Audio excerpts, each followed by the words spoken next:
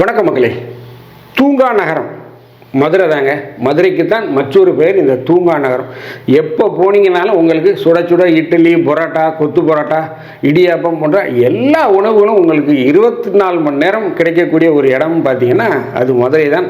உணவுக்கு பெயர் பெற்ற அந்த நகரம் ஆன்மீகத்துக்கும் பெயர் பெற்ற ஒரு நகரம். ஏன்னா மீனாட்சி சுந்தரேஸ்வரர் கோயில் இருக்குது, மீனாட்சி அம்மனுடைய கோயில் இருக்குது, மிகப்பெரிய ஒரு ஆன்மீக தலம். இந்த மதுரையை சமீபத்தில் நான் போயிருந்தேன். எனக்கு ஒரு வழக்கு சம்பந்தமாக மதுரை உயர்நீதிமன்றத்துக்கு போயிருந்தோம். அப்போது மதுரையிலேயே முழு நேரம் எனக்கு சுற்ற வேண்டிய ஒரு சூழ்நிலை ஆகிப்போச்சு.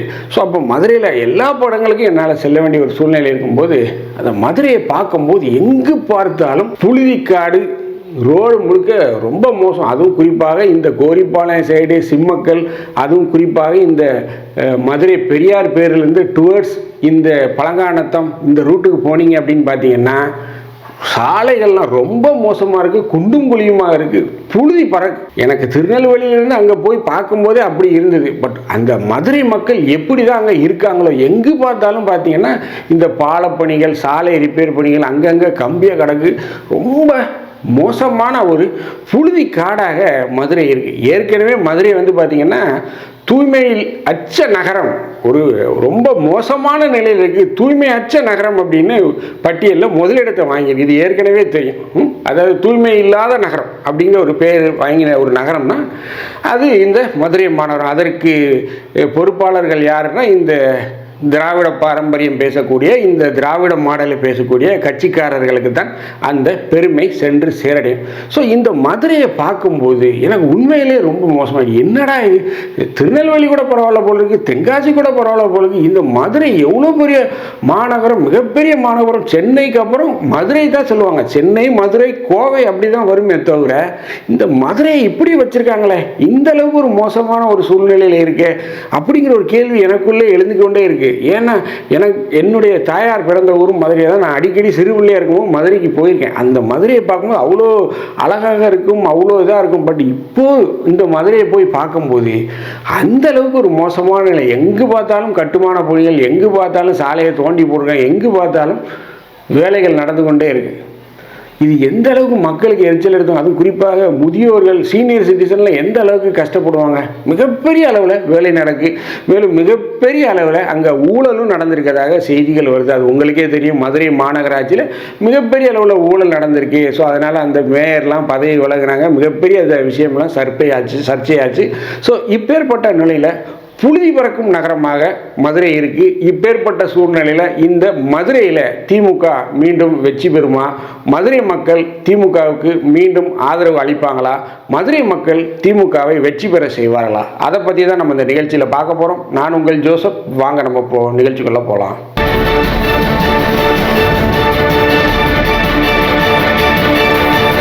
மதுரையில் திமுக வெற்றி பெறுமா? கடும் கோபத்தில் மதுரை மக்கள் இருக்காங்க, மதுரை வாசிகள் இருக்காங்க அப்படிங்கிற மாதிரி செய்திகள் இருக்குது. ஏன் அப்படின்னு பார்த்தீங்கன்னா மிகப்பெரிய அளவில் அந்த மதுரை மாநகராட்சி, சென்னைக்கு அடுத்து ஒரு மிகப்பெரிய மாநகராட்சி அப்படின்னா அது மதுரை தான். அந்த மாநகராட்சியில் மிகப்பெரிய அளவில் ஊழல் நடந்திருக்கு.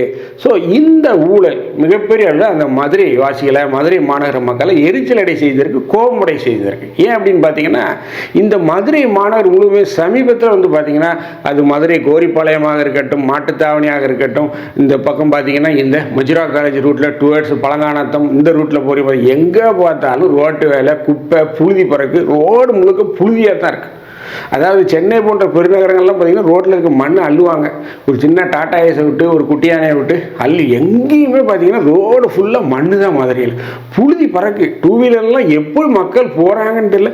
அந்த அளவுக்கு ஒரு மோசமான ஒரு சூழ்நிலை இருக்குது. நான் அரசை குறை கூறணும்னு சொல்கிறல, நாங்கள் சுட்டி காட்டுறோம். உடனே எங்கள் மேலே கோவப்பட்டு நடவடிக்கை எடுக்காதீங்க. நாங்கள் அங்கே இருக்கக்கூடிய பிரச்சனைகளை சுட்டி காட்டக்கூடியவர்கள். உங்களை குறை சொல்லணுங்கிறது எங்கள் நோக்கம் கிடையாது. இது மூலமாக திருத்தி கொள்ளுங்கள், மக்களுக்கு வேண்டியது செய்யுங்கன்னு தான் நாங்கள் சொல்கிறோமே தவிர அரசை குறை கூறணும், அரசு செயல்படவே இல்லை அப்படின்னு நான் சொல்ல. பட் ஆனால் பிற நகரங்கள் பிற 3ஆம் 4ஆம் தர நகரங்களை கம்பேர் பண்ணும்போது மதுரையுடைய அந்த நிலைமை, ரோட்டில் இருக்கக்கூடிய புழுதிகள் தூசு தும்புகளால் வாகன ஓட்டிகள் கடுமையாக கஷ்டப்படுறாங்க. மிகப்பெரிய அளவில் வாகன ஓட்டிகள் அந்த தூசுக்குள்ளே தான் போகிறாங்க.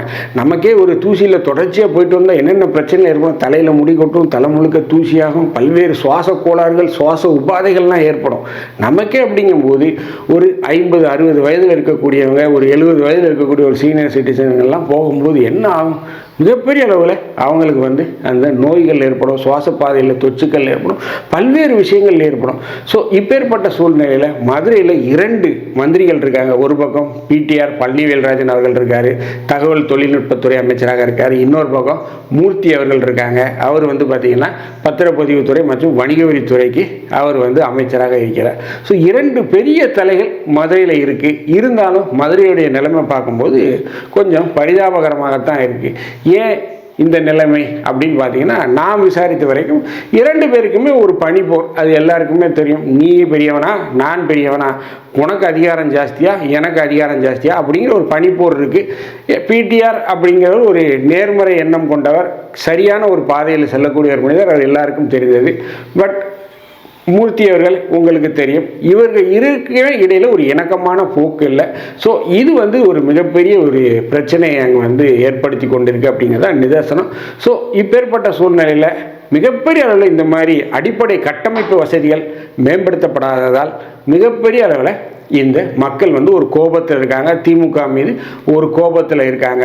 ஸோ இதனால் வரக்கூடிய 2026 தேர்தலில் மதுரை மக்கள் மீண்டும் திமுகவுக்கு வாக்கு செலுத்துவாங்களா அப்படின்னு பார்த்தீங்கன்னா, அது ஒரு $1 மில்லியன் கேள்வி அப்படின்னு தான் சொல்லுவேன்.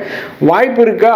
என்னப்பா இப்படி சொல்லிட்டு கேள்வி $1 மில்லியன் கேள்வி, $1 மில்லியன் கொஸ்டின்னே பேசி முடிச்சுட்டு போறியே, என்னதான் உன் பதில்னு கேட்டால், எனக்கு தெரிந்தவரை இந்த தடவை திமுக மதுரையில் ஜெயிப்பது கஷ்டம்.